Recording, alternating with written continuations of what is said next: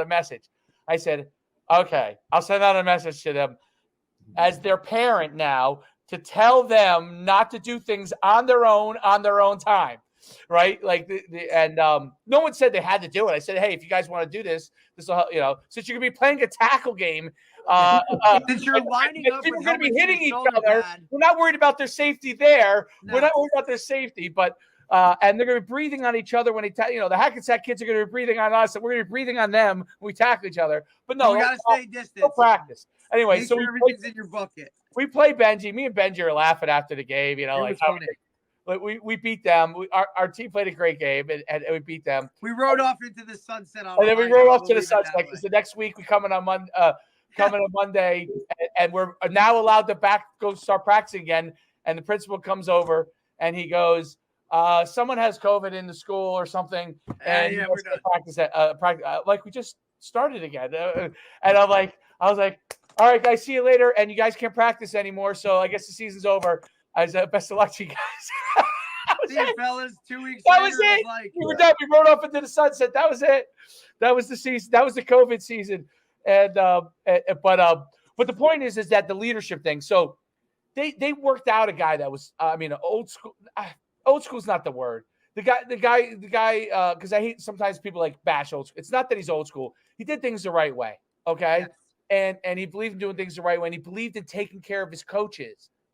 And he believed in solving problems. Like, I'm the AD. I'm going to solve problem. Is Dave giving me a hard time about something? I'll solve it, right?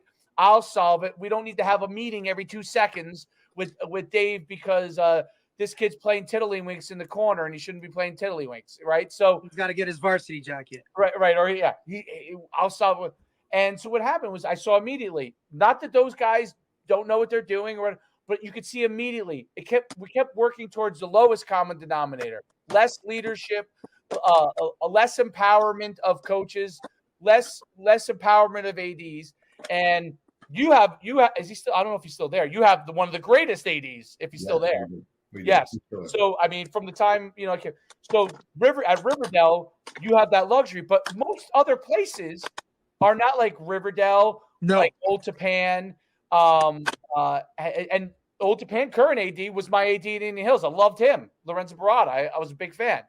But it's so interesting how leadership wise, instead of trying to get guys who are strong leaders, we just want people to conform on everything. Everyone wants a yes man. And I don't care where people are, yes or no. Like, even if I like when someone disagrees with me. I like the conversation. That's healthy, right? How we work. Yeah. But now it's like he disagrees with me. He's the enemy. Talk about, like, is that evolve?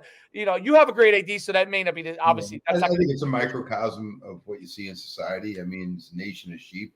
And again, that doesn't fall on political lines. It's just right. What the push is. There's not a lot of depth to what's going on. I mean, I'm not even talking about football copycat. It's just, look, the old adage of the job's a job. When your old man tells you got to go cut the lawn, you got to cut the lawn, and the lawn's got to look a certain way, and there's a process to cutting that lawn. And there's no way around that. And we're asking kids to play a game that's incredibly physical. And in your case, what you're talking about with your COVID experience, you really didn't have them prepared. I mean, let's look at the pretzel logic of New Jersey high school football now. You have 6 days that you have to have, right? But you practice all summer, they don't count because that's not acclimatization. So you got 6 days before you can go with another opponent. And the 6th day is the first day you can go full pads. You'll have Sunday off, and Monday you full blast scrimmage an opponent. Like what are we doing here? And those other guys, it's like both teams. I don't care what you do. That first scrimmage, guys are flying, right? So that might be the hardest, most intense practice game you have all year. But it only counts as an hour of practice. Correct. All right, according to their rules. But you bring up one of the things I think that was very helpful in football for the grind was double sessions. Now I understand you shouldn't be doing certain things, but I've had the conversation where you can practice for 3 hours. So we can practice from 11 in the morning till 2 in the afternoon on the turf in the heat. Yeah, I said, that doesn't seem real intelligent to me. No. But we can't practice from 6:30 in the morning to 8, take a half-hour break, and go from 8:30 to 10 because that's considered a double. Correct. I said, that seems ridiculous. I'm figuring some guys are doing that, all right, which is rather more intelligent because of just time and motion studies. Yeah, and then you're out of there by whatever time, right? Yeah, but you're never asked to have that conversation. You know, No. I mean, even at our place, you're not asked to have that conversation. But our athletic director is kind of like, hey, you're going to do the right thing, so go do the right thing. Right. So I appreciate that very much. But I see a lot of that stuff that's just gotten extremely awkward with things. So essentially, then we have them come in. It's the same thing in Division III. They can't get them on the field. We'll go get 3 hours in the morning, but then we're going to do these jog throughs and meetings and everything. When in fact they need the experience of being out in the field to do things. Right. But I'm not sure. It goes back to you said there. I don't think coaches can handle doubles now. Coach, no way, absolutely not.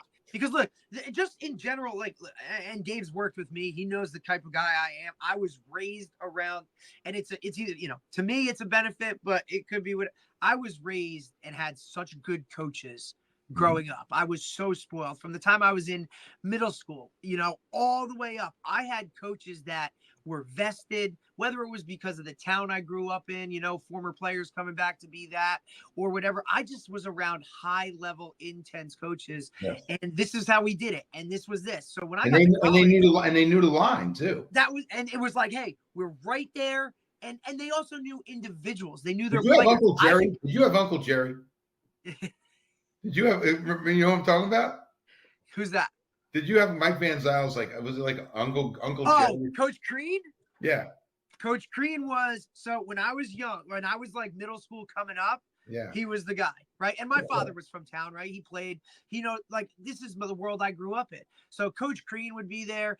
Coach Van Zyle would be I saw the player to dad to the whole family, right? So, I mean, these guys. He built everybody's house there, for crying out loud. Yeah, it was. I mean, look, Coach Tepper was my neighbor, my backyard guy. You know what I'm saying? It's like what we did, but the coaches there, it was so this is what it's all about, right? And then high level, they taught you higher level stuff. When I got to college, I looked around at some of these guys, and these guys had no clue what the coaches were talking about. And we're like, all right, this is normal. Right. I don't think nowadays you have coaches that are willing to invest into it, what you need to get done. You don't see these guys trying to get better, going to clinics or doing this. The only thing they want to do is post stuff on social media so that they can get all these clicks. Everybody wants to be a one-on-one type trainer. Nobody wants to listen to somebody else. I mean, these are parts of the process that, dude, you're an assistant coach for a reason. You may have a dream of being a head coach, but this is kind of how you have to go through it. So be the best coach you can be doing what that coach is asking you to do. And now your players see that and respect that. Well, and I think that's really hard. If you know anyone who wants to be a head football coach, all right, have them talk to me, and I'll talk them out of it in 5 minutes. I tell people the same thing, dude. You might love this, but you don't want to do this. First of all, do you remember the Rampo job came open, right? Right.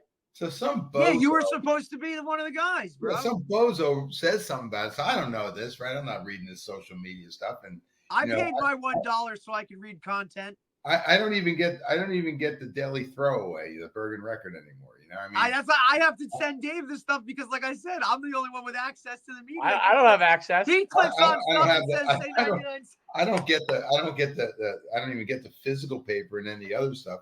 So I come in because wow, coach, you're looking at the Rampo job. Yeah, because you threw your name in there. I said, first of all, if I had an interview with Rampo, I said, first, I'm never going to give me an interview. I said, we played them a whole bunch of times. Gosh, they're so good.